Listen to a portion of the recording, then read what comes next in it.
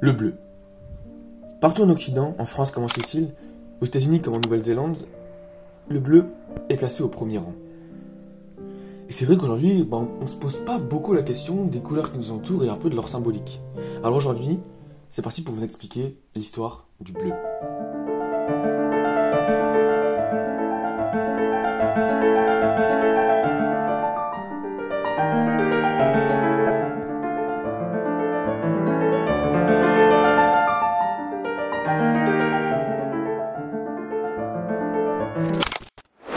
Le bleu, c'est une couleur docile, disciplinée, bien sage, qui se fond dans le paysage, qui ne veut pas se faire remarquer.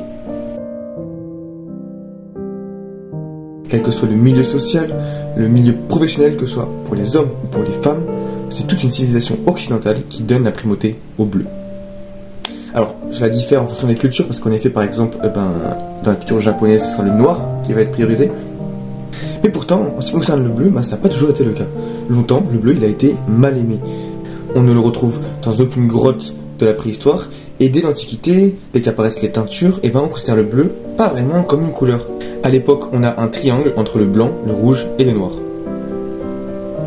La seule civilisation qui a donné un certain rôle au bleu, c'est l'Égypte, car le bleu était censé porter le bonheur dans l'au-delà.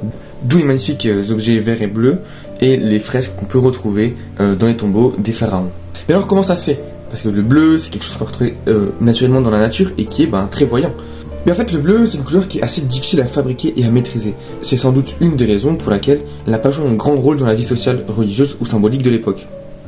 À Rome, c'est une couleur associée aux barbares et à l'étranger. Les peuples du Nord, en effet, utilisaient beaucoup cette couleur. De nombreux témoignages l'affirment, avoir les yeux bleus pour une femme, c'est un signe de mauvaise vie. Pour les hommes, c'est une marque de ridicule. Et on va retrouver cette même confusion dans le vocabulaire, puisqu'à l'époque, c'est vrai qu'il y a eu beaucoup de traductions qui se sont un petit peu mélangées quand on parlait du bleu. Pendant le Moyen-Âge, cela perdure, et puis soudain, tout change. Au 7e siècle et au 8e siècle, on va réutiliser et on va se mettre à promouvoir le bleu. Alors non, il n'y a pas de progrès particulier dans la fabrication des colorants ou de pigments à cette époque. Mais c'est un changement profond dans l'idée religieuse qui va mettre en place ce changement. Le dieu va être associé à la lumière et la lumière au ciel. On va donc se mettre à peindre le ciel en bleu pour la première fois, puisqu'à l'époque on peignait surtout en blanc, rouge, noir ou doré. Mais il y a une seconde raison à ce renversement. À cette époque, on est pris d'une vraie soif de classification. On veut hiérarchiser les individus, leur donner des signes d'identité et des codes de reconnaissance. Apparaissent ainsi les noms de famille, les armoiries et les insignes de fonction. Or, les trois couleurs traditionnelles, blanc, rouge et noir, limitent les combinaisons. Il faut donc davantage pour refléter la diversité de la société. Le bleu, mais aussi le vert et le jaune, vont profiter de ce phénomène. On passe ainsi d'un système à 3 couleurs à un système à 6 couleurs. C'est ainsi que le bleu devient en quelque sorte le contraire du rouge.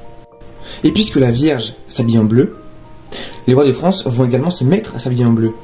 C'est Philippe Auguste et son petit-fils Saint-Louis qui vont en premier adopter cette couleur. Et bien sûr, les seigneurs s'empressent de les imiter. En 3 générations, le bleu devient un mode aristocratique. En somme, le bleu stimule l'économie. En effet, du coup, les conséquences vont être assez énormes. La demande de fabrication du bleu explose et ainsi, les villages qui utilisaient certaines plantes pour fabriquer du colorant artisanal vont être très demandés. Et certaines régions vont faire fortune grâce à ça. On peut notamment parler de la Toscane, de la Picardie ou encore de Toulouse. C'est un véritable or bleu. À partir de ce moment-là, l'avancée du bleu est un véritable triomphe. Au XVIIIe siècle, il devient la couleur préférée des Européens. La technique en rajoute une couche, puisque en 1720, un pharmacien à Berlin invente une nouvelle façon de créer du bleu, qui va permettre aux peintres et aux teinturiers de diversifier leur gamme et leurs nuances de bleu. De plus, on importe massivement de l'indigo des Antilles et d'Amérique centrale, dont le pouvoir colorant est plus fort que l'ancien pastel, et le prix revient à un coût plus faible. Alors, certaines régions vont en souffrir de cette arrivée de l'indigo. En effet, notamment Toulouse et la région de la Cocagne, qui était spécialisée dans la fabrication de bleu. Mais en contrepartie, d'autres régions vont largement s'enrichir grâce à cela, notamment Nantes et Bordeaux, avec leurs ouvertures portuaires. Par la suite, le mouvement du romantisme en rajoute une couche. Les héros s'habillent en bleu. La poésie souligne la mélancolie de cette couleur. Et enfin, en 1850, c'est un dernier coup de pouce qui va être donné avec l'arrivée du jean, qui va s'inscrire dans nos vies quotidiennes avec une teinture indigo. Et enfin, on sait que le bleu a acquis une signification politique qui a elle aussi évolué. En France, il fait d'abord la couleur des républicains. s'opposant au blanc des monarchistes et au noir du parti clérical.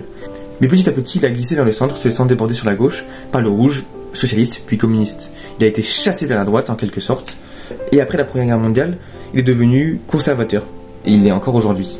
Ainsi, le bleu est aujourd'hui reconnu par des organisations internationales. L'ONU, l'UNESCO, le Conseil de l'Europe, l'Union européenne ont tous choisi le bleu comme emblème. On sélectionne le bleu par soustraction, après avoir éliminé les autres. C'est une couleur qui ne fait pas de vagues, qui ne choque pas, qui emporte l'adhésion de tous. Et par là, il a même perdu un peu de sa symbolique. Aujourd'hui, quand les gens affirment aimer le bleu, ça signifie peut-être qu'ils veulent être rangés parmi les gens sages, ceux qui ne veulent pas révéler grand chose d'eux-mêmes. D'une certaine manière, nous sommes revenus à une situation proche de l'Antiquité. À force d'être omniprésente et consensuelle, le bleu est de nouveau une couleur discrète, qui ne fait pas de vagues. La plus raisonnable de toutes.